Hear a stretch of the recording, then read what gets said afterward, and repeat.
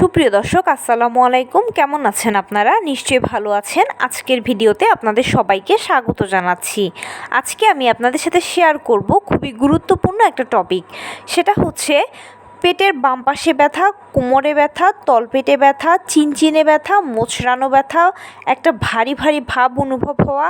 নবম মাসে এই যে ব্যথা কষ্টগুলো, এগুলো কতটা স্বাভাবিক, এগুলো কিসের লক্ষণ, এগুলো হলে কি করবেন, কখন এগুলো অরিজিনাল পেইন আসার পূর্ব লক্ষণ, কখন ফলস পেইন আসার পূর্ব লক্ষণ বা ফলস পেইন হচ্ছে বা কখন অরিজিনাল পেইন হচ্ছে, এগুলো আপনারা বুঝবেন কিভাবে, কখন ডাক্তারের শরণাপন্ন হতে হবে, সব কিছু।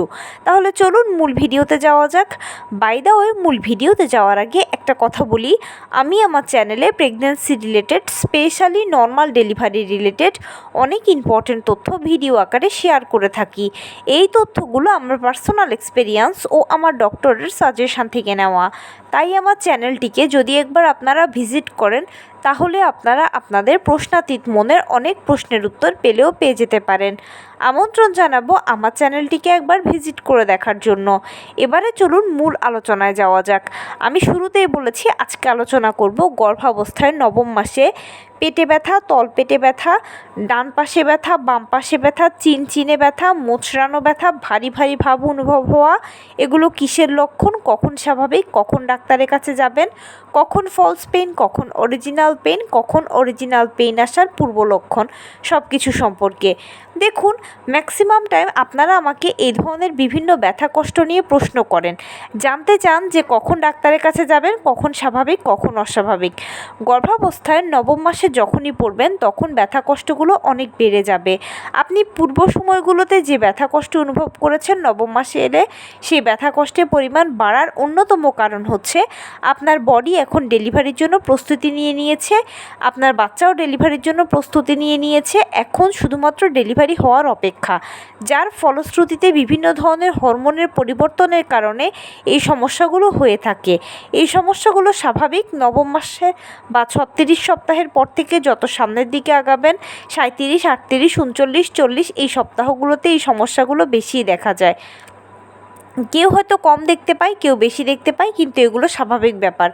কিন্তু যখন এগুলো আপনার অসহ্য পর্যায়ে চলে যাবে, মানে এত ব্যথা করছে, যে কোনো ব্যথাই হোক, সেটা তলপেটের ব্যথা হতে পারে, কোমরে ব্যথা হতে পারে, বাম পাশে হতে পারে, ডান পাশে হতে পারে, চিনচিনে ব্যথা হতে পারে, যে কোনো ব্যথাই হোক, যখন সেটা অসহ্য অসহনীয় পর্যায়ে চলে যাবে, তখন আর চেপে থাকার কোনো প্রয়োজন নেই, আর এটা তখন স্বাভাবিক নয়। আপনাকে অতি দ্রুত ডাক্তারের সাথে যোগাযোগ করতে হবে। পরবর্তীতে আপনার যেটা করণীয় হবে সেটা ডাক্তার বলে দেবে, সে মতে চললে আপনি ভালো উপকার পাবেন এবং বড় ক্ষতির হাত থেকে নিজেকে ও বাচ্চাকে রক্ষা করতে পারবেন। তবে কিছু ব্যথা আছে ফলস পেইন, যেটা নর্মাল ডেলিভারি পেশেন্টরা অরিজিনাল পেইন আসার আগে ঘন ঘন দেখতে পাবেন। সেই ব্যথাটা হচ্ছে কোমরের দিক থেকে শুরু হয়ে তলপেটের কাছে এসে পায়ের নিচ দিয়ে চলে যায়। খুবই অল্প সময়ের জন্য এটা থাকে, কিন্তু এটা ঘন ঘন হতে থাকে। যখনই আপনি 36 সপ্তাহ পার করবেন, বা অনেকে 36 সপ্তাহর পর থেকেও কিন্তু এগুলো দেখতে থাকে, তো এই ব্যথাটা হচ্ছে ফলস পেইন। এটা কিন্তু অরিজিনাল পেইন আসার আগে ঘন ঘন হয়ে থাকে। এবারে বলি অরিজিনাল পেইনটা কেমন। অরিজিনাল পেইনটা হচ্ছে থেমে থেমে হয়, এটা কখনো একটানা হবে না। ধরুন আপনার মাথা ব্যথা করলে সেটা একটানা হয়, আপনার ঘাড়ে ব্যথা করলে সেটা একটানা হয়, 10 মিনিট করুক, 15 মিনিট করুক, সেটা একটানা হবে। কিন্তু লেবার যে পেইনটা, সেটা কিন্তু কখনো একটানা হয় না, এটা থেমে থেমে হয়। কারো 10 মিনিট পর পর হয়, কারো 15 মিনিট পর পর, কারো আধা ঘন্টা পর পর। ব্যথাটা একটু কিচকিচে টাইপের হয়, এবং এই ব্যথাটা যখন হবে তখন আপনি ইজিলি বুঝতে পারবেন যে হ্যাঁ, এখন আমার অরিজিনাল পেইন হচ্ছে। কারণ এটা এমন এক ধরনের ব্যথা যেটা আপনি এর আগে কখনো কোনো সময় ফিল করেননি।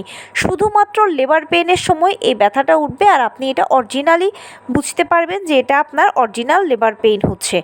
আর আরেকটা কথা হচ্ছে, নবম মাসে যখন ফলস পেইনটা হয় তখন অনেকে ঘাবড়ে যায় যে এটা কি আমার অরিজিনাল পেইন হয়ে গেল। দেখুন, এরকম যদি হয়ে থাকে তখন সেক্ষেত্রে আপনি আপনার ডাক্তারের সাথে যোগাযোগ করবেন। এতে কি হবে, আপনার ডাক্তার আপনাকে ঔষধ প্রেসক্রাইব করবে, যে ওষুধটা সেবন করলে আপনার যদি অরিজিনাল পেইন হয় তাহলে থাকবে, আর ফলস পেইন হলে চলে যাবে। তবে নবম মাসে যেহেতু ডেলিভারির কাউন্টডাউন শুরু, বা নবম মাসের পর থেকে যেহেতু ডেলিভারিটার যে কোনো সময় হতে পারে, তাই যে কোনো ব্যথা হোক বা যে কোনো কষ্ট হোক, কখনোই এটা চেপে রাখা উচিত নয়। সেটা আপনার অবশ্যই রেগুলার ডাক্তারের সাথে যোগাযোগ করতে হবে, পরামর্শ নিতে হবে ওনার থেকে। তাহলে আপনি অনেকখানি মানসিকভাবে শান্তি পাবেন, এবং যে কোনো কিছুই আপনি যখন ডাক্তারের সাথে শেয়ার করবেন তখন অবশ্যই ভালো মন্দ সব কিছু নিজেই বুঝতে পারবেন, এবং পরবর্তীতে সে অনুযায়ী সিদ্ধান্ত নিতে পারবেন। তো এই ছিল আজকের ভিডিও। কেমন লাগলো বলুন? যদি ভালো লেগে থাকে ও হেল্পফুল হয়ে থাকে তাহলে প্লিজ লাইক, কমেন্ট, শেয়ার করতে একদম ভুলবেন না। আর সেই সাথে আমার চ্যানেলটিকে সাবস্ক্রাইব করার বিনীত অনুরোধ রইল। পাশে থাকা বেল আইকনটি ক্লিক করে দেবেন, যেন আমি ভিডিও আপলোড করার সাথে সাথে আপনারা নোটিফিকেশান পেয়ে যান। যদি কোনো প্রশ্ন থাকে কমেন্টসে জানাবেন, আমি রিপ্লাই দেব। প্লাস যদি কোনো পরামর্শ থাকে যে কোন বিষয়ের উপরে ভিডিও বানালে আপনারা উপকৃত হবেন, সেটাও জানাবেন। আমি আপনাদের পছন্দের সর্বোচ্চ প্রায়োরিটি দেব। ভালো থাকবেন, সুস্থ থাকবেন। আসসালামু আলাইকুম।